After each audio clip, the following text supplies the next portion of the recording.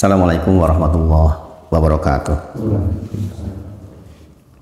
Alhamdulillahi haqqa hamdi nahmaduhu wa nasta'inuhu wa nastaghfiruh wa na'udzu billahi min syururi anfusina wa min sayyiati a'malina may yahdihillahu fala mudilla lahu wa may yudlilhu fala hadiyalah. Asyhadu an la ilaha illallah wa asyhadu anna Muhammadan abduhu wa rasuluh. Allahumma shalli ala sayyidina Muhammad wa ala ali sayyidina Muhammad. Ya ayyuhalladzina amanu taqullaha haqqa tuqatih wa la tamutunna illa wa antum muslimun. Ya ayyuhalladzina amanu taqullaha wa qulu qawlan sadida yuslih lakum a'malakum wa yaghfir lakum dzunubakum wa may yuti'illaha wa rasulahu faqad faza fawzan 'azima. Subhanaka la ilma lana illa ma 'allamtana innaka antal alimul hakim. Rabbi shrah li sadri wa yassir li amri wahlul 'uqdatam min lisani yafqahu qawli. Amma ba'd. Kita bersyukur kepada Allah atas seluruh nikmat yang Allah titipkan kepada kita. Tidak bosan kita memohon kepada Allah karena nikmat ini Allah sekaligus sempurnakan dengan taufik, sehingga setiap titipan nikmat ini menjadi sarana kita semakin bertakwa kepada Allah Subhanahu wa taala. Tentu saja sekali lagi sholawat dan salam kita sampaikan kepada junjungan kita Nabi Agung Muhammad sallallahu alaihi wasallam. Memperbanyak sholawat menjadi bagian dari kesunahan kehidupan kita sehari-hari. Minimal di pagi hari 100 kali, sore hari 100 kali. Mudah-mudahan dengan demikian kita termasuk yang dimudahkan untuk mendapatkan keberkahan di sepanjang kehidupan kita, insya Allah. Untuk pelajaran kali ini tahsinnya insya Allah tahsin umum dulu, tentang Al-Fatihah secara umum dulu. Yang sudah lewat sampai ayat keempat diingat-ingat, dipraktekkan, diulang-ulang, dipraktekkan, dipahami maknanya. Kembali kita mengingatkan tentang salah satu rukun sholat kita yang paling utama, yaitu bacaan Al-Fatihah itu sendiri. Rasulullah bersabda, la sholata liman lam yaqra bi fatihatil kitab. La sholata, tidak ada sholat, tidak dianggap sholat, liman, bagi siapa saja, lam yaqra, yang tidak membaca surat Al-Fatihah. Ada dua hadis. Kemudian yang kedua adalah man sholatan lam yaqra fiha bi umil kitab fahuwa hidaj. Kata Rasulullah, barang siapa yang melaksanakan sholat lam yaqra fiha, di dalamnya tidak membaca bi umil kitab, dengan umil kitab yaitu Al-Fatihah, fahuwa hidaj, maka sholatnya rusak. Salah santu ucapkan 3 kali, ghairu tamma, ghairu tamma, ghairu tamma, enggak sempurna, enggak sempurna, enggak sempurna. Ini redaksi hadis terkait dengan betapa mempelajari Al-Fatihah menjadi sangat penting, baik secara bacaan tajwid maupun maknanya.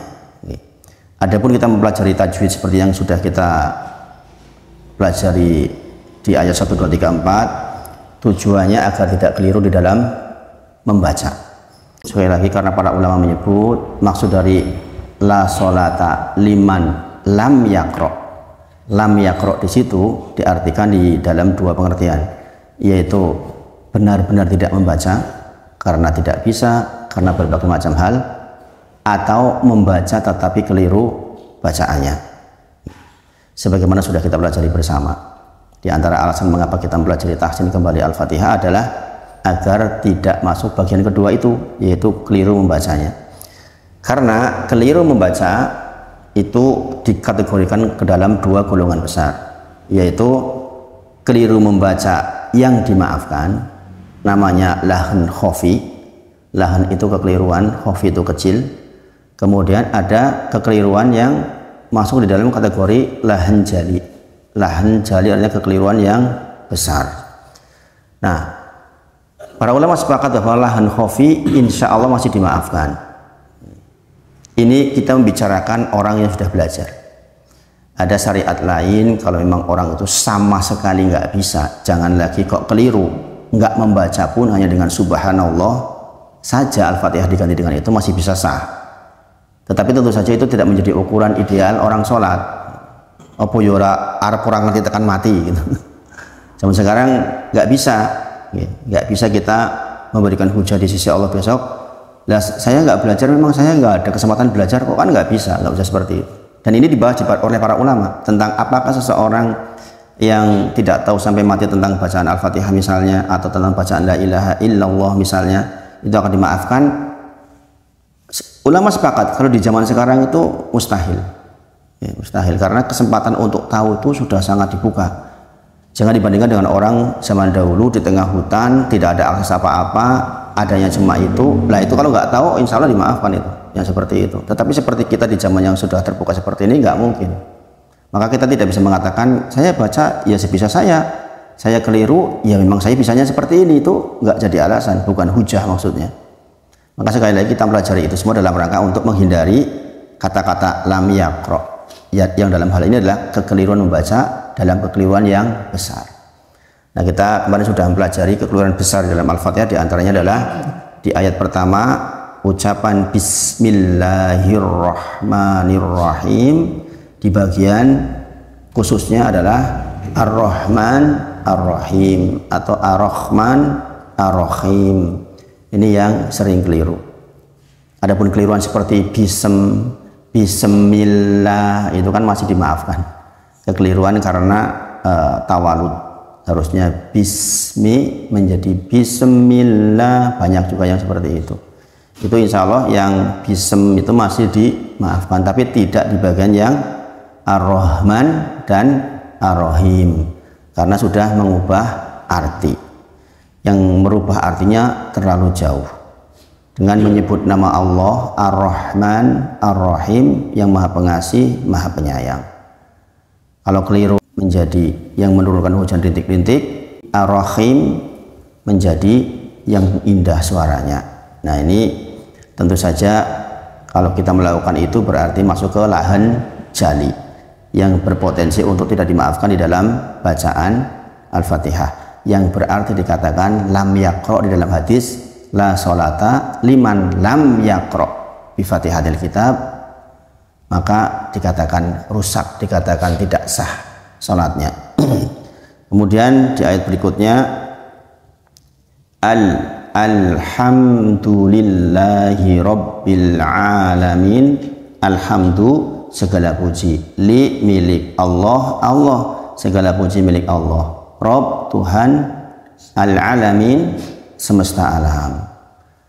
Kekeliruan di situ, kekeliruan besarnya adalah merubah hak menjadi ha, alhamdu menjadi alhamdu. Kalau alhamdu segala puji, alhamdu itu pakai hak besar, menjadi segala kehancuran, segala kematian milik Allah. Na'udzubillah. Al-alamin pakai ain.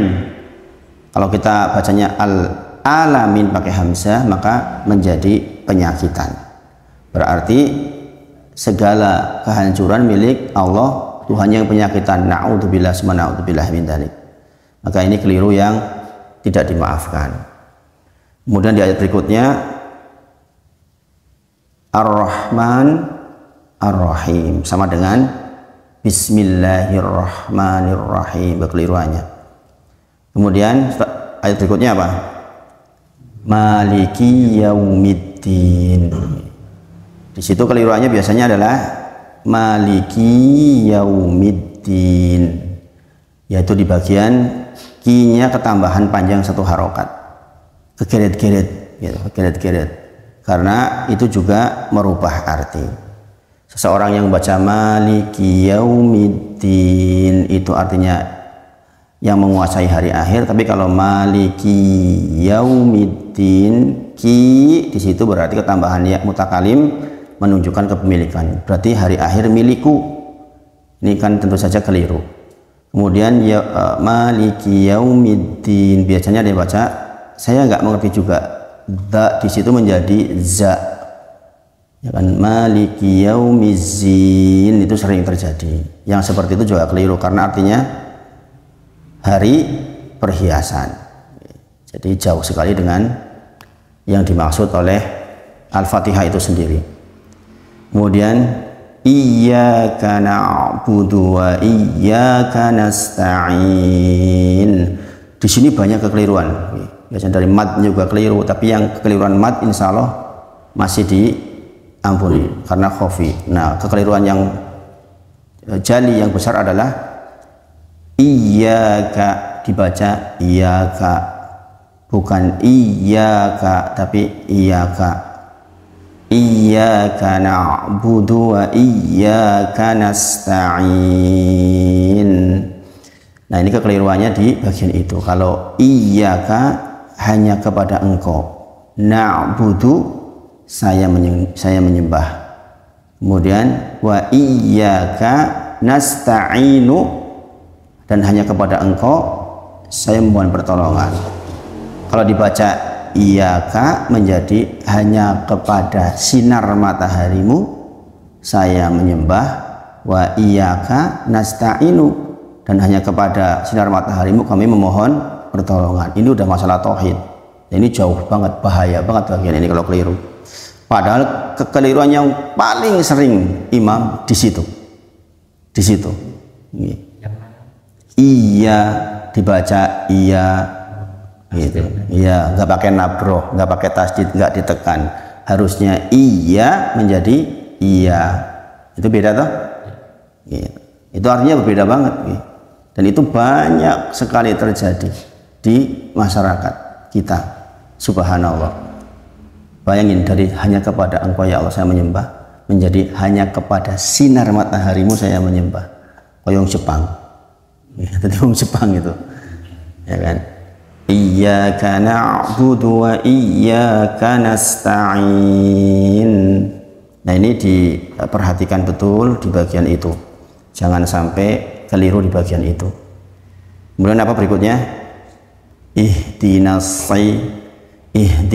siratal mustaqim. Kadang-kadang susah ya ngomong antara sin dengan sai. Beda nggak? Antara sirotol pakai sin dengan sai, sama masalahnya meletakkannya di gigi seri, tapi satunya tebal, satunya tipis. Kalau sin itu tipis, kalau sod itu tebal. Bukan ihdinas sirotol, tapi ihdinas sirotol, beda toh? Nah itu harus latihan. Harus latihan karena tempatnya sama, sama-sama di gigi seri. Tapi hasilnya berbeda, bedanya karena tebal dan tipis. Ihdinas siratal mustaqim, dan ro di situ ro tebal, bukan ihdinas ra, tapi ihdinas siratal mustaqim. Nah, ini kekeliruannya di mana? Biasanya kekeliruannya di ihdinas siratal mustaqim, bukan qim tapi kim. Kadang-kadang orang nggak membedakan antara kim dengan qim, beda nggak? Keluar di sini dan keluar di depan beda tuh. Ihdinas siratal mustaqim, meskipun nggak nyeklok banget juga, tapi keluarnya berbeda. Kalau mustaqim artinya jalan yang lurus, kalau mustaqim pakai kaf seperti kulu dan kulu, kan beda. Kalau kulu itu makanlah pakai kaf. Misalnya qul huwallahu ahad, ya, katakan Allah itu esa. Tapi kalau qul huwallah, qul itu makanlah. Bayangin, kan beda banget. Nah, di sini mustaqim dengan mustaqim itu beda. Mustaqim itu jalan yang lurus, mustaqim kim pakai kaf itu jalan yang bertumpuk-tumpuk. Maka kalau kita baca ihdinas siratal mustaqim pakai kaf menjadi tunjukilah kepadaku jalan yang bertumpuk-tumpuk. Padahal harusnya tunjukkanlah kepadaku jalan yang lurus. Nah, ini lahan jali. Ya, jadi globalnya seperti itu. Kemudian siratal ladzina an'amta 'alaihim ghairil maghdubi 'alaihim waladdallin. Jadi Al-Fatihah itu luas banget kalau dibedah ya. Di bacaan tajwidnya, kemudian bacaan tahsinnya, kemudian kalau diure apa saja, termasuk artinya di situ. Ini beberapa lahan yang besar, lahan besar. Ihdinas siratal mustaqim siratal ladzina an'amta alaihim yang kepada mereka diberi nikmat. Kalau an'amta atau an'amta bisa dipasar. An'amta itu yuhilu bimakna, gak ada maknanya kalau pakai hamzah. An'amta yang ditidurkan. Oke. Jadi berbeda sekali artinya. Ini tolong diperhatikan di rumah, pokoknya diulang-ulang jenengan mendengarkan syekh yang jenengan suka, kemudian jenengan perhatikan, syukur-syukur yang dalam bentuk video nanti kan gerakan bibirnya kelihatan tuh, ya kan. Orang Arab itu kalau baca gerakan bibirnya kelihatan walaupun nggak lebay banget kayak kita. Kalau kita kan harus agak lebay, yau, mereka kelihatan walaupun ini mencucu kelihatan. Misyari misalnya, hafizullah ta'ala, kalau baca itu gerakan bibirnya meskipun kecil gitu tapi kelihatan. Maka diperhatikan, karena sekarang referensi bacaan Al-Fatihah itu sudah sangat banyak. Coba salah satu membaca Al-Fatihah dari awal sampai akhir, siapa yang mau? Mas Awan, dari ta'awud. A'udzu billahi minasyaitonir rajim. Bismillahirrahmanirrahim. Bismillah, jangan terlalu panjang lahnya. Dua harokat. Bismillahirrahmanirrahim. Alhamdulillahi rabbil alamin. Ar-Rahmanir-Rahim. Maliki yaumiddin. Maliki yaumiddin. Iyyaka na'budu wa iyyaka nasta'in. Ihdinas siratal mustaqim. Siratal ladzina an'amta 'alaihim ghairil maghdubi 'alaihim waladdallin. Dod itu jangan sampai ada kemasukan ba ya, jangan sampai ada walab dolin. Kadang-kadang ada yang masuk ke ba. Walau silakan diletakkan di samping. Walau gitu. Insyaallah udah bagus Mas Wawan ya, insyaallah. Dipertajam lagi nanti. Untuk matnya dipastikan yang dua harokat. Insya Allah. Nah itu yang kita pelajari terkait dengan Al-Fatihah. Nanti untuk tafsirnya kita lanjutkan di pertemuan berikutnya. Tolong diperhatikan untuk lahan jali jangan sampai terjadi. Pagi ini insya Allah kita melanjutkan ke surat Al-Ahab. Insya Allah tafsir surah Al-Ahab. Surah Al-Ahab surah nomor 111. Surah nomor 111. Terdiri dari 5 ayat. Kemudian Al-Ahab itu artinya api yang menyala. Surah Al-Ahab termasuk surah Makkiyah. Apa artinya surah Makkiyah? Surat yang diturunkan di Mekah. Betul. Surat yang diturunkan sebelum hijrah.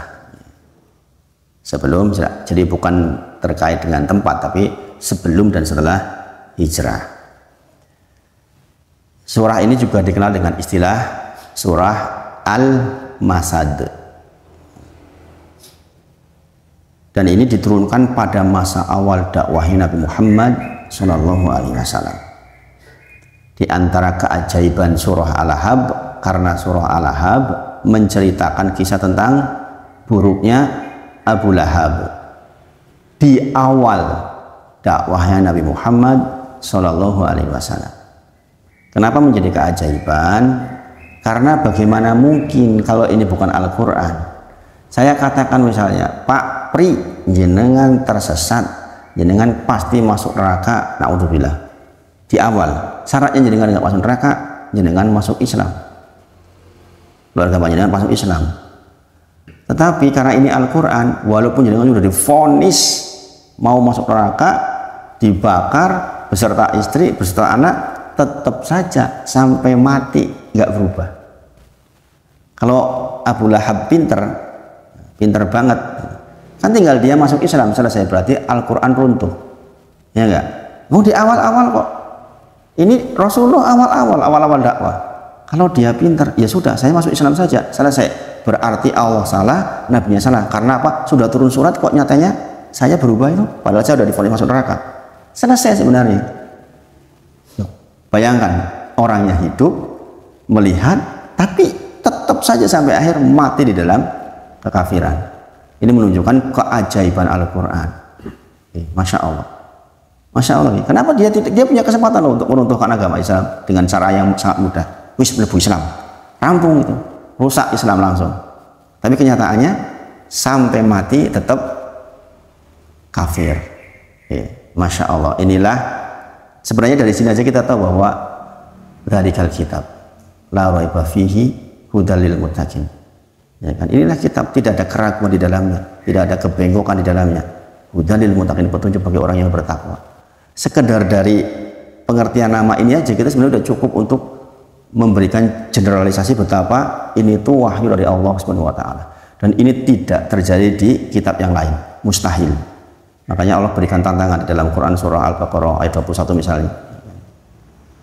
Jikalau seseorang masih ragu dengan apa yang diturunkan oleh pada Nabi Muhammad SAW, maka buatlah yang semisal. Maka tidak mungkin bisa. Ya sekedar seperti ini saja nggak mungkin bisa. Bayangin. Ini menakjubkannya Al-Quran. Kalau kita pelajari tentang Al-Quran, semakin dalam kita pelajari semakin menakjubkan. Insya Allah. Kemudian penyebab turunnya, diantaranya adalah Rasulullah Shallallahu Alaihi Wasallam itu dikenal orang yang jujur, baik sebelum jadi Rasul, adalah dikenal Al-Amin. Gitu. Orang yang jujur, bukti jujurnya hampir seluruh penitipan barang itu ke Rasulullah. Kalau orang mau pergian, titipkan barangnya sama Rasulullah Shallallahu Alaihi Wasallam. Saking Rasulullah itu jujurnya luar biasa. Bahkan ketika Rasulullah sudah hijrah pun, di dalam proses hijrah yang butuh waktu itu, Ali bin Abi Thalib masih di Mekah, orang masih nitipin di rumahnya Rasulullah Shallallahu Alaihi Wasallam. Saking percayanya kepada Nabi Muhammad Shallallahu Alaihi Wasallam. Tapi kemudian orang yang sudah sedemikian dipercaya saja, rekodnya bagus, ketokohannya bagus, perawakannya bagus, dari keluarga yang bagus saja, ketika menyampaikan agama ini, apa yang terjadi? Terjadi permusuhan yang luar biasa. Apalagi kita. Paham maksudnya? Saya meneh kok kita ngobrol sama keluarga. Lah kowe iki sapa? Kan gitu. Ya kan? Dan tantangan kadang-kadang dari keluarga. Kita yang ngaji seperti ini mungkin sudah tambahan sedikit ilmu. Kemudian kita bicara di tengah-tengah masyarakat, apalagi ke Pak Kukuh misalnya, Mbah Kaum misalnya, lah kowe iki sapa? Kan gitu kira-kira. Cah nembewi ngaji lek arep mempromosikan Islam. Rasulullah saja yang Al-Amin, yang rekodnya bagus, nggak ada cacatnya saja masih dicela. Apalagi kita yang memang nggak bagus. Rapat ya suki, rapat ya ganteng, rekod sebelumnya ya rapat ya api, kemudian kita dakwah. Jadi kalau kita tantangannya lebih besar, wajar saja. Ini yang buat saya sadar kalau ada tantangan kayak yang saya ceritakan kemarin. Nah, kisah-kisah sedikit kerikil-kerikil itu, lah saya sama istri itu lah awet dewe iki sapa. Rasulullah aja yang udah sebegitunya. Lama ya kan, sampai gelar Al-Amin itu kan gelar yang menempel kepada Rasulullah. Makanya dinamakan Muhammad, itu kan yang terpuji artinya. Ya enggak? Orang makanya nggak bisa mencela Nabi Muhammad SAW itu gimana? Si penipu yang terpuji, gimana? Ya enggak? Namanya saja sudah bingung, bikin orang bingung waktu itu. Kok namanya yang terpuji? Oleh Arab mencela kepiye gitu. Pak Subri yang pecicilan yang terpuji, gimana itu? Ya kan? Jadi kita kalau melihat sejarah seperti itu, Masya Allah, betapa dahsyatnya Allah merancang orang yang akan diutus untuk sampai akhir zaman dan menjadi rahmatan lil alamin untuk semua. Ini menakjubkan. Nah, yang begitu saja itu masih dapat tantangan sedemikian dahsyat, dan di antara bentuk tantangannya adalah ketika Abu Lahab mengatakan hal yang akhirnya menjadi sebab turunnya surah Al-Lahab, yaitu ketika dia mengatakan, ini sebenarnya tafsir ayat yang kedua yang menjadi sebab turunnya surat ini. Kata dia, ini kata Abu Lahab,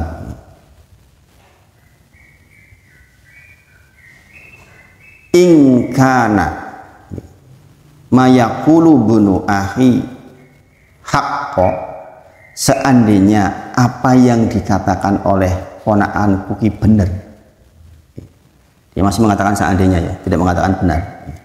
In kana, seandainya, mayaqulu bunu akhi haqqo, seandainya apa yang dikatakan oleh ponakanku itu Nabi Muhammad SAW itu benar, maka kata dia, fa inni, maka sesungguhnya aku afdi, akan menebus nafsi diriku, bimali wawalati, dengan hartaku dan dengan anak-anakku.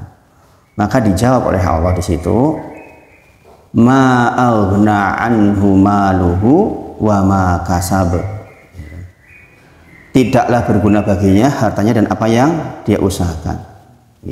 Nah, ini menjadi penyebab di antara sebab turunnya surah Al-Lahab, karena dia mengatakan nanti di akhirat nanti, kalaulah saya masuk neraka, berarti apa yang dikatakan Nabi Muhammad SAW adalah benar adanya, bahwa diancam neraka dan dia masuk neraka, maka saya akan tebus diri saya dengan hartaku dan dengan anak-anakku.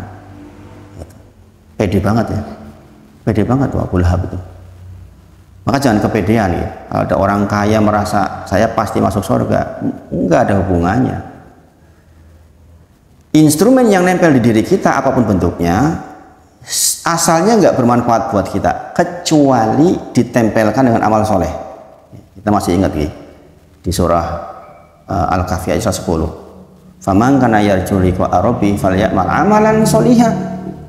Dan di antara syarat bertemu dengan Allah adalah amalan solihah. Berarti segala sesuatu yang nempel di kita apapun bentuknya, hartakah, kecantikankah, kegantengangkah, kehormatankah, hanya akan memberikan manfaat kepada kita nanti ketika itu terkategorikan amal soleh, mendukung amal soleh, jadi amal soleh. Kalau enggak, maka enggak ada gunanya. Sawah kita yang luas banget ini, kalau jangan punya sawah luas, itu enggak akan memberikan manfaat kecuali itu menjadi amal soleh. Kalau enggak ada manfaat. Maka sering saya katakan kepada para orang tua juga yang sudah mulai sepuh, karena bermanfaatnya harta dia itu ketika dia masih hidup, diletakkan di jalan Allah, maka dia akan bermanfaat untuk dirinya. Enggak semuanya juga harus diwariskan maksudnya. Sepertiga kalau bisa diwakafkan. Pak Supri yang hartanya banyak ini. Ada diwakafkan Pak Supri, punya rumah satu, oh kasih untuk rumah Quran, saya insya Allah mau kelola. Bayangin, nggak semua juga diwariskan. Kenapa?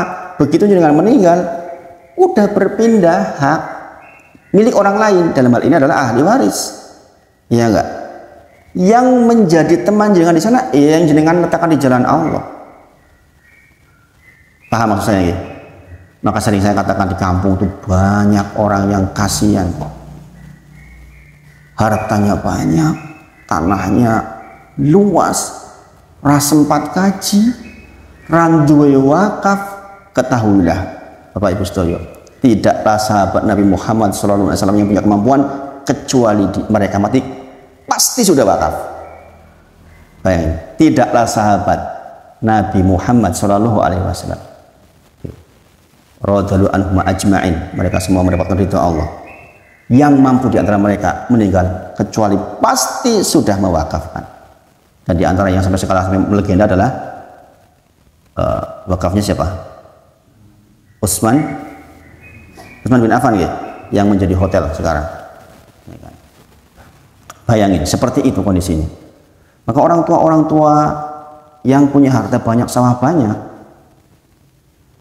kadang-kadang kan begini lah, yang baik itu kan yang dulu diwariskan dan saya diwariskan lagi, ya enggak? Malu rasanya Kalau saya termasuk orang yang justru menghilangkan harta dari yang diwariskan, ya enggak? Ada enggak pendapat seperti itu? Ada itu yang seperti itu. Saya bisa menikmati ini karena dulu diwarisi oleh orang tua saya, maka saya tidak akan pernah menjual ini karena akan diwariskan ke anak saya. Ya itu enggak keliru banget juga. Kalau dia sudah bisa haji, kalau dia sudah bisa wakaf. Kalau tidak, lantas apa yang dibawa pulang ke sana? Ya enggak? Nah ini bermasalah sekali. Nomor sepupu saya termasuk yang tanahnya banyak, tapi anaknya banyak, anaknya 11. Itu saya sarankan gitu. Udah yang sepertiga diwakaf aja gitu. Untuk kegiatan sekolah. Makanya saya itu sebenarnya disuruh pulang disuruh ngurus di sana sebenarnya itu. Cuma saya sayang sama panjenengan semua. Saya sudah terlanjur hatinya terikat dengan jamaah yang di sini sejujurnya. Jadi yang paling memberatkan saya untuk pulang itu panjenengan semua sebenarnya. Saya sering diskusi sama istri, awake dhewe niki runtuh omahipun. Mulih karek nganggo masjid wisono. Kita di sini ekonomi relatif sulit gitu. Tapi kalau mengingat di Gunung Sempu segitu banyak, di Soro Sultan, di sebagian di wilayah Sleman, sebenarnya kadang-kadang rasanya itu enggak lah, jangan-jangan ujian dakwah saya memang begini gitu. Di sana harus memulai lagi, meskipun kondisinya lebih enak sebenarnya. Kalau mau pilih-pilih enak tidak enak, pulang lebih enak sebenarnya. Nah ini terkait dengan sebab turunnya surat Al-Ahzab. Kemudian tadi dikatakan bahwa Nabi Muhammad SAW itu sudah dikenal sebagai Al-Amin, orang yang jujur. Pun demikian tetap saja dapat gangguan. Dan kita tahu bahwa tidaklah Rasulullah melaksanakan kegiatan dakwah kenabian menjadi Rasul kecuali pasti tulus, pasti ikhlas, pasti ridho karena Allah, pasti murni karena Allah, pasti bukan karena harta, pasti bukan karena jabatan, pasti bukan karena kekuasaan, pasti bukan karena kedudukan, pasti.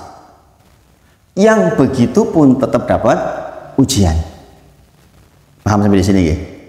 Jadi kalau dengan mengingatkan orang kok dapat tantangan, lah awake dhewe iki memang bekalnya saja udah jauh dari Rasulullah. Dan kemurnian hati kita juga tidak sebagus Rasulullah. Kalau dapat tantangan ya wajar saja. Nah ini menjadi yang membuat para dai itu kuat tuh hal-hal kayak gini nih. Karena apa? Urusan kita dengan Allah, bahwa sebaik-baik kegiatan diantaranya adalah mendakwahkan agama Allah. Tidak harus dengan seperti saya loh ya, tidak harus dengan seperti ini, dengan perilaku yang baik di tengah-tengah masyarakat. Itu sebenarnya sudah dakwah. Dia jadi dengan malah lebih diterima oleh Allah dibanding saya, karena bisa menjadi contoh yang baik, perilaku yang baik berdasarkan Al-Quran dan Sunnah. Kemudian orang meniru jenengan, itu kan keuntungan. Dakwah yang efektif justru. Dakwah bilhal dengan harta panjenengan kalau yang punya harta. Nah sekali lagi tetap ada pro dan kontra. Nah di antara yang paling memberatkan Nabi Muhammad SAW adalah kontra dari keluarga. Sebagaimana jenengan kalau dakwah nek karo wong liya ditentangi yo biasa. Nek keluarga yang menentang, la ilaha illallah, beratnya. Jadi tantangan ya. Nah dari keluarga itu dikategorikan kepada 3 golongan besar ini. Paman Nabi Muhammad SAW itu ada 3 golongan. Yang pertama yang mendukung dakwah Nabi dan masuk Islam, yaitu Hamzah dan Al-Abbas radhiyallahu anhuma. Kemudian ada yang mendukung tapi nggak masuk. Siapa itu? Ya, siapa namanya itu? Abu Thalib. Abu Thalib mendukung mati-matian tetapi tidak masuk Islam, dan beliau mati dalam kondisi kafir. Kemudian yang ketiga yang menolak dan memusuhi dengan keras, yaitu Abu Lahab. Abu Lahab. Nah inilah Kisah tentang Abu Lahab dan keluarganya ini diceritakan dalam surat Al-Lahab.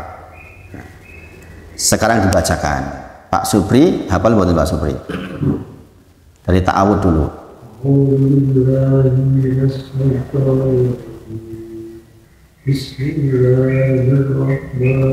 Pak Supri, la-nya jangan terlalu panjang. Bismillahirrahmanirrahim. Tabbat yada Abu Lahab ma aghna anhu maluhu wa ma kasab sayasla naran dhata lahab wa imra'atuhu hamalatal hatab fi jidiha hablum min masad. Mas Dendi, Mas Dendi dibaca Mas Dendi.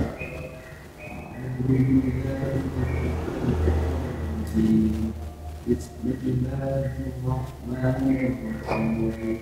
Tabbat yada Abi Lahab wa tab. Ma aghna anhu maluhu wa ma kasab. Sayasla naran dhata lahab wa imra'atuhu hammalatal hatab. Baik, ini kita sedikit belajar tahsin di ayat 1 nih. Untuk bismillahnya diperhatikan karena ini pembuka surat, jangan keliru. Kemudian di situ tabbat yada, bukan tabat yada, tapi tabbat karena ada tasdid nabro. Bukan tabat yada, tapi tabbat yada. Kemudian di situ ada alis, berarti dibaca 5 harokat. Tabbat yada Abi Lahab wa tab. Nah di situ juga ada watab. Ini diperhatikan, di situ ada nabroh dulu sebelum mantul. Ini masuk kok, to, ba, jim, dal, ba itu termasuk huruf qalqalah dan di situ ada tasdid. Maka dibacanya tabbat yada Abi Lahab wa tab, bukan watab. Mas Dendi tadi di situ panunya koreksinya. Bukan watab tapi watab, masuk dulu ke nabroh baru mantul. Beda dengan ayat kedua. Kalau ayat kedua langsung kasab.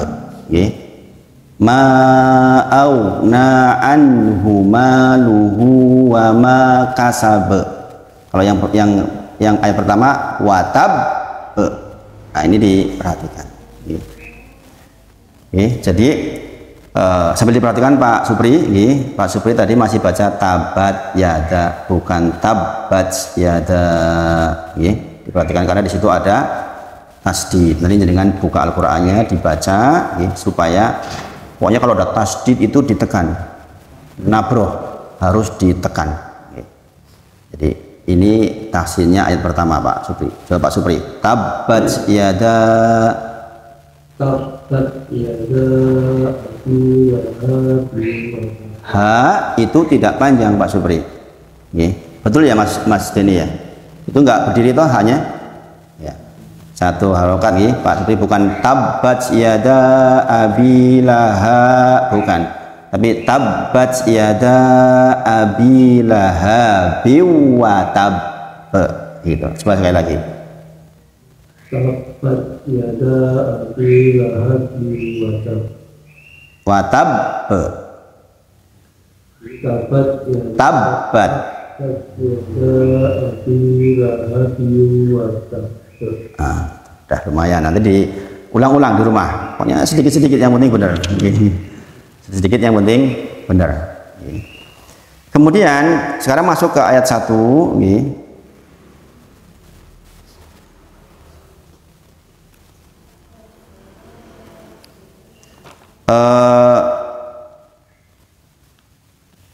Abu Lahab itu paman Nabi yang tadi disifati apa? Menolak dan memusuhi. Menolak dan memusuhi. Tabbat itu artinya apa? Binasa, celaka, rugi, sesat, ora ono api-apike, itu tabbat itu dalam bahasa Arab. Ora ono apike blas. Celaka, binasa, sesat, ora ono apike blas itu tabbat dalam bahasa Arab. Yada, kedua tangannya. Nya di situ siapa? Abu Lahab. Pertanyaan sekarang, opo terus sing binasa tangannya tok? Kok disebutkan binasalah kedua tangan Abu Lahab? Celakalah kedua tangan Abu Lahab. Berarti sing bisa tangannya tok opo seluruhnya? Tangannya tok dibakar gitu? Bukan. Kenapa tangan? Karena alat utama untuk berbuat baik atau buruk itu instrumennya tangan. Maka disebutkan tangan mewakili keseluruhan siksa badan maksudnya. Jadi jangan salah pikir nanti, oh berarti sing di siksa mung tangannya tok gitu. Sikile ora. Isi so cicilan gitu. Enggak. Ini menunjukkan bahwa karena tanganlah yang menjadi sebab perbuatan buruk. Juga sejarah kalau tarik ke belakang bahwa di belakang Nabi ketika Nabi Muhammad Shallallahu Alaihi Wasallam berdakwah, maka Abu Lahab kedua tangannya memegang batu kemudian dilemparkan kepada Nabi Muhammad Shallallahu Alaihi Wasallam, padahal itu keponakannya loh, sampai Rasulullah berdarah-darah. Maka kedua tangan Abu Lahab inilah yang disifati langsung oleh Allah akan binasa. Kemudian juga yang dipakai untuk menunjuk-nunjuk Nabi Muhammad Shallallahu Alaihi Wasallam. Ketika Rasulullah berdakwah dikatakan tabban laka, celakalah engkau Muhammad, ditunjuk-tunjuk. Maka kedua tangan Abu Lahab ini disifati akan tabbat yada, binasalah kedua tangan Abu Lahab. Kemudian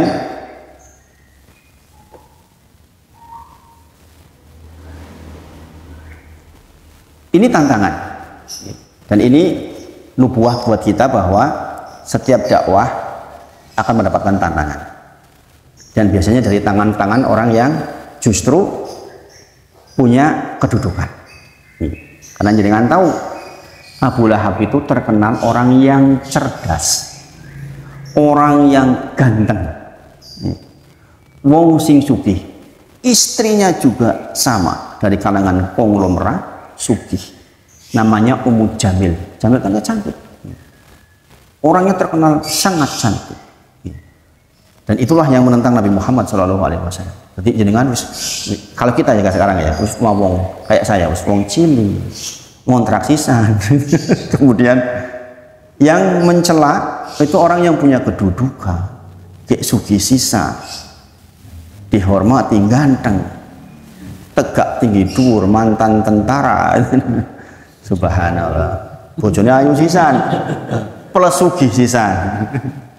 Begitu yang dialami oleh Nabi Muhammad SAW dari kalangan orang terhormat, dari suku Quraisy juga. Bayangin seperti itu kondisinya. Kemudian Lahab, artinya apa?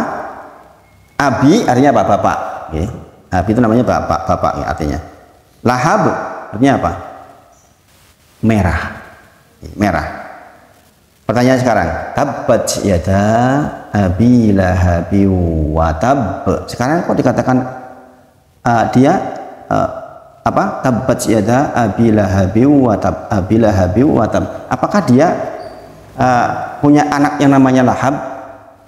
Kok Abu Lahab? Punya anak namanya Lahab? Enggak, ini bapaknya Lahab kan gitu.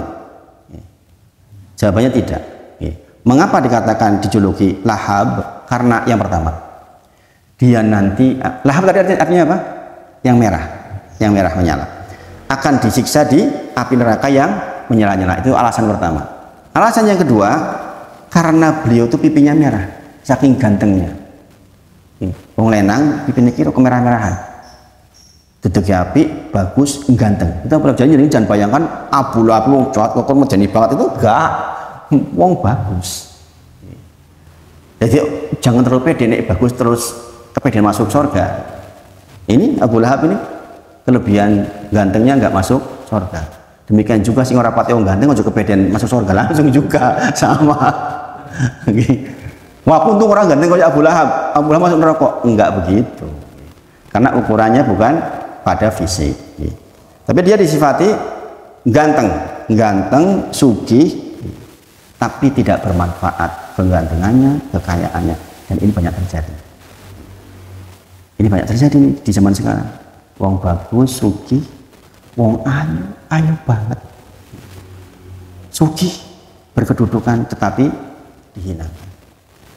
Dan ini banyak terjadi di zaman sekarang. Nah, kita yang susah, nggak apa-apa, diterima saja sebentar susahnya.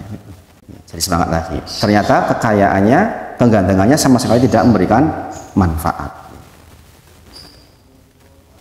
Jadi ketika membicarakan tentang tafsir ini, para ulama menyebut tentang ada seorang wanita hitam, hadiil mar'atul sauda. Ada hadis panjang tentang mar'atul sauda, orang yang perempuan yang hitam, yang dijamin masuk surga itu loh. Menunjukkan bahwa keutamaan dari seseorang masuk surga atau neraka itu bukan karena fisik. Ini penting ya, supaya kita tidak menghinakan orang-orang yang kekurangan. Makanya kadang-kadang dakwah itu kadang-kadang menyebut kalimat-kalimat yang berkaitan dengan kekurangan itu nggak nyaman loh, nggak nyaman. Misalnya mengatakan buta, itu saya kadang-kadang mau keluar kata-kata itu berat banget. Saya kadang-kadang harus memilih kata tidak melihat lah, inilah itulah. Karena apa? Karena kadang-kadang jamaah ada yang seperti itu. Saya pernah keperucut, subhanallah. Ini kisahnya tak. Jadi makanya saya tuh sampai sekarang kadang-kadang hati-hati banget. Pernah saya ceramah itu dulu cuma jadi motivator, bukan dalam rangka sebagai dakwah Islam, bukan. Saya dulu motivator. Saya pernah mengatakan jangan sampai hidup harus meraba-raba seperti orang yang buta, subhanallah. Salah satu di depan saya itu orang buta. Sakitnya kayak mana tuh coba? Saya peluk setelah acara selesai, mohon maaf sebesar-besarnya. Nggak nyadar itu. Makanya kita berbicara di depan seperti ini itu memang ujiannya banyak. Pemilihan kata aja harus hati-hati banget. Nah ini seperti ini, orang ganteng, bagus, tapi kalimat-kalimatnya tuh menakutkan, menyakitkan. Tabban laka, bayang, celaka engkau Muhammad, subhanallah. Kemudian sekali lagi, Abu Lahab itu bukan nama, tapi kunyah atau julukan. Julukan itu diambil dari nama anaknya, tapi kalau ini nama umum aja. Itu bukan nama tapi julukan. Nah, kenapa? Jadi mesti bertanya, apakah nama Abu Lahab itu aslinya itu adalah Abu Lahab? Jawabannya bukan. Namanya dia artinya sebenarnya Abdul Uzza. Abdul Uzza. Abdul artinya apa? Hamba. Uzza itu apa? Berhala. Hambanya berhala yang bernama Uzza. Itu nama aslinya Abu Lahab tuh. Ini namanya jelek banget dan ini mengandung kesyirikan, pengagungan kepada selain Allah. Maka di dalam Al-Quran tidak mungkin ada kata-kata yang seperti itu. Maka Allah sebutkan dengan nama lain, yaitu Abu Lahab. Tidak dikatakan tabbat yada Abdul Uzza, itu bukan. Tapi tabbat yada Abi Lahabi wa tab. Karena apa? Karena ini nama yang sangat buruk dan tidak mungkin ditulis dalam Al-Quran. Mustahil bagi Allah. Allah tidak mau di dalam Al-Quran ada nama yang merujuk atau menunjuk kepada kemusyrikan. Tidak layak. Maka hati-hati memberi nama kepada anak-anak kita. Ibnu Hazm mengatakan haram memberi nama Abdul kemudian selain nama Allah. Jadi dengan memberi nama Abdul, hamba kan Abdul, kemudian Abdul Khair misalnya, hambanya kebaikan. Khair itu bukan nama Allah, bukan Asmaul Husna. Maka pastikan kalau kita memberikan nama kok ada Abdulnya, hamba berarti itu pastikan belakangnya adalah nama Allah Subhanahu wa taala. Asmaul Husna. Kalau di luar Asmaul Husna, sepakat para ulama haram hukumnya. Termasuk bahkan Abdul Khair sekalipun. Hambanya kebaikan, apalagi Abdul Uzza. Maka kalau nyanyi dengan punya ponaan, Mas Wawan itu yang kemarin barusan menikahkan, kalau mau beri nama kepada cucu berarti ya, jadi mbah ini kan, itu jangan sampai keliru. Harus kalau Abdul harus plus nama Allah, karena haram hukumnya selain nama Allah. Kemudian tabbat yada abi lahabi wa tab. Kemudian tabba yang terakhir adalah juga artinya celaka. Tapi celaka yang pasti sudah terjadi. Kalau yang pertama itu semoga celaka untuk Abu Lahab. Kalau di bagian belakang itu artinya sudah benar-benar celaka. Nah, ini yang dikatakan keajaiban. Pasti celaka, makanya tidak berubah sampai akhir hidupnya. Nah, Bapak Ibu Saudara, kalau jenengan baca surat tabbat yada abi lahabi wa tab, berlaku nggak hukum ini? Man qara'a harfan min kitabillah, barang siapa yang membaca satu huruf dalam Al-Quran, maka bagi dia 10 kebaikan. Berlaku nggak ini? Untuk tabat berlaku nggak? Berlaku nggak? Ta 10 kebaikan, ba 10 kebaikan. Berlaku nggak itu? Berlaku. Padahal ini adalah mendoakan kejelekan, keburukan. Mungkin orang liberal mengatakan begini, Rasulullah katanya orang baik, katanya orang lembut, kok mendoakan kejelekan? Ya enggak? Bahkan kalau umatnya baca pun dapat pahala. Mendoakan kejelekan loh ini kalimatnya. Binasalah dan pasti binasa, tidak berguna hartanya. Kita kalau baca itu kita dapat pahala, bayangin. Ya enggak? Ini menunjukkan, para ulama menyebut bahwa senyum dan tegas itu ada tempatnya masing-masing. Paham maksud saya? Kita nggak bisa istri kita katakan digodai orang kita senyum-senyum, itu gila namanya. Paham ya? Kalau kita meletakkan senyum, kita meletakkan lembut di tempat yang keliru, itu ngawur.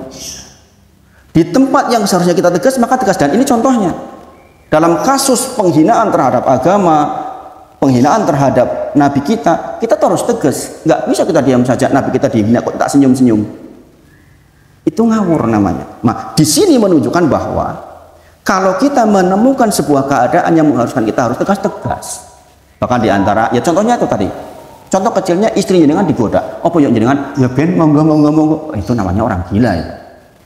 Di antara orang yang diancam masuk neraka adalah dayus. Dayus itu dia nggak cemburu terhadap istrinya. Dia nggak cemburu terhadap. Maksudnya cemburu di sini bagaimana? Istrinya nggak pakai jilbab, dilihat orangnya naksir, kok kita nggak cemburu, nggak punya ghirah untuk membela diri. Itu dayus. Dan itu diancam neraka, subhanallah. Nah, kalau istri kita saja, keluarga kita saja seperti itu, apalagi kalau agama kita yang diobrak-abrik. Nah, pada saat seperti itu, bahkan dicontohkan di sini keras sekali. Rasulullah SAW yang sangat lembut saja disuruh berbuat yang tegas dan keras seperti di surat Al-Ahzab ini. Masya Allah nggak? Jadi kadang-kadang ini Mas Denny yang berhubungan dengan masyarakat. Kadang saya waktu dengan cerita tentang masalah dana dan sebagainya itu ya, tegas itu ya itu bagus banget itu. Enggak, ya enggak, iya ya enggak, dan diletakkan pada tempatnya. Kalau kita sesuai dengan porsi seperti itu, insya Allah akan berkebaikan. Karena ribuan masalah kita hadapi di lingkungan kita. Kemudian, kenapa sebegitunya Allah sampai memvonis dia masuk neraka jahanam, dibakar di api yang menyala-nyala? Karena ketahuilah, sebelum Abu Lahab ini mengatakan Rasulullah orang gila, penyihir, tukang bohong, itu nggak ada satu orang pun yang mencemooh Nabi Muhammad SAW, nggak ada yang berani. Dialah orang yang memulai kali pertama mengatakan Nabi gila, Nabi bohong. Ponakanku ki urung cara zaman saya ki kayak ki ucul-uculan saka RSJ, urung mari. Ketika ada orang datang ke Mekah untuk hajian, maka kemudian dia katakan itu ponakanku ki urung mari ki. Ya kita tambah nih, kira-kira begitu bahasanya. Maka kemudian diberikan vonis seperti ini karena saking jahatnya, dan jahatnya Abu Lahab itu diikuti oleh seluruh keluarganya. Kita tahu nih, Abu Lahab itu biasanya Nabi Muhammad SAW dua, bayangin. Anaknya Abu Lahab itu nikah dengan dua anaknya Rasulullah SAW. Begitu Rasulullah dakwah, ibunya mengatakan putuskan sekarang, cerai sekarang. Inilah salah satunya yang namanya Utaibah, yang dimakan singa itu loh. Rasulullah katakan, ya Allah kuasakan kepadamu salah satu di antara anjingmu. Maka ketika dia pergi ke Sam, tiba-tiba di tengah jalan diterkam singa, dicabik-cabik, dimakan itu. Subhanallah.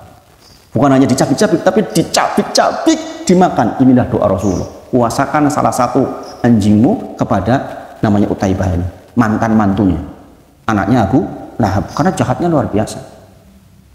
Maka hati-hati kalau kita termasuk orang na'udzubillah mendegradasi dakwah, memburuk-burukan dai, ini bahaya banget ini. Tentu saja dai nggak semulia Nabi, tapi yang dibawa kan kelihatan.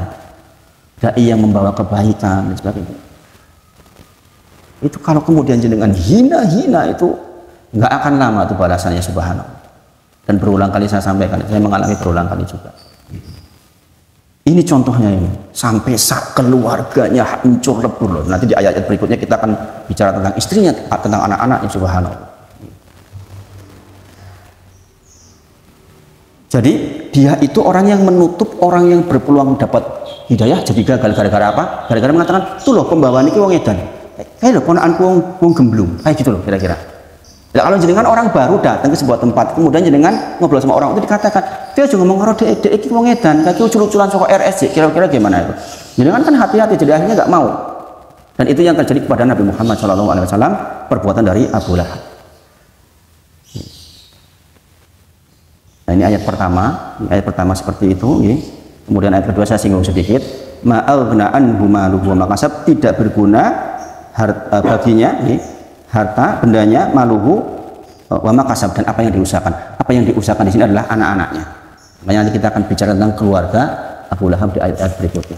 Banyak pelajaran yang kita ambil dari ayat pertama ini pun, insya Allah mudah-mudahan ini bisa kita jadikan ibroh dan pelajaran, karena setiap kalimat di dalam Al-Quran, setiap kata-katanya kalau kita baca tafsirnya pasti memberikan manfaat yang besar buat kita. Kita praktekkan untuk keluarga kita, istri kita, anak-anak kita, supaya kita termasuk orang yang selamat, kitanya dan keluarga kita. Jadikan setiap pelajaran yang kita terima itu memberikan efek pada keluarga kita, semakin lembut sama istri, semakin lembut sama anak-anak kita, sehingga buah dari pelajaran kita itu benar-benar dirasakan oleh semuanya, insya Allah. Nanti yang disampaikan pagi ini mudah-mudahan bermanfaat, kita sedikit-sedikit tapi mudah-mudahan Allah paringi berkah. Jangan lupa nanti setelah bermajlis berdoa, pakai bahasa Indonesia nggak apa-apa, tentang doa kita itu, yaitu doa tentang diberikan rasa takut dan yang semisal itu. Diakhiri dengan kafaratul majlis. Subhanakallahumma wa bihamdika, asyhadu an la ilaha illa anta, astaghfiruka wa atubu ilaik. Wa akhiru da'wana alhamdulillahirabbil alamin. Assalamualaikum warahmatullahi wabarakatuh.